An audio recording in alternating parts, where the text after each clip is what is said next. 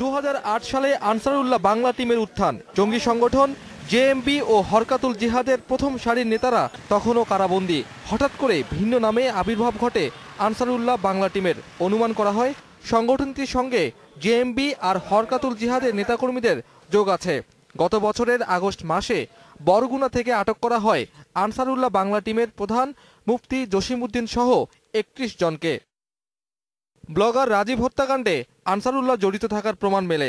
এছাড়া আরেক ব্লগার আসিফ মহিউদ্দিনকে ছুরিকাঘাত করে হত্যার চেষ্টা করা হয় জসিমউদ্দিনের পরিকল্পনায়। তবে শনিবার রাজশাহী বিশ্ববিদ্যালয়ের শিক্ষক হত্যার 5 ঘন্টার মধ্যে হত্যার দায় স্বীকার করে ফেসবুকে স্ট্যাটাস দেয় আনসার আল ইসলাম বাংলাদেশ 2 নামের নতুন একটি সংগঠন। আদৌ কি এই সংগঠনের কোনো অস্তিত্ব আছে? গোয়েন্দাদের বিশ্লেষণ, এটি হতে পারে হরকাতুল জিহাদ, জেএমবি কিংবা আনসারুল্লাহর কোনো কিলিং ইউনিট। পূর্ণাঙ্গ সংগঠন বলে মনে হচ্ছে না।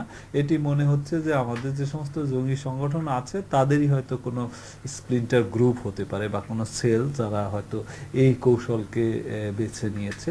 তো সেটি তাদেরকে আমরা আইডেন্টিফাই করার যে কাজ সেই আমরা প্রচেষ্টা চালিয়ে যাচ্ছি। জঙ্গি সংগঠনগুলোর অতীত রেকর্ড পর্যালোচনা করে নতুন এই জঙ্গি সংগঠনের অস্তিত্ব অনুসন্ধান করছে গোয়েন্দারা। সেই ক্ষেত্রে এইগুলোকে আইডেন্টিফাই করা এবং এদের যারা মতাদর্শিক গুরু রয়েছে তাদেরকে খুঁজে বের করার জন্য যে কাজ, সেই কাজ আমরা চালিয়ে যাচ্ছি। অন্যান্য যে সমস্ত কলা কৌশল আমাদের আছে সেগুলো অবলম্বন করেই আমরা এই গ্রুপগুলোকে আইডেন্টিফাই করার চেষ্টা করছি। Shakil Abdullah, independent news, Dhaka.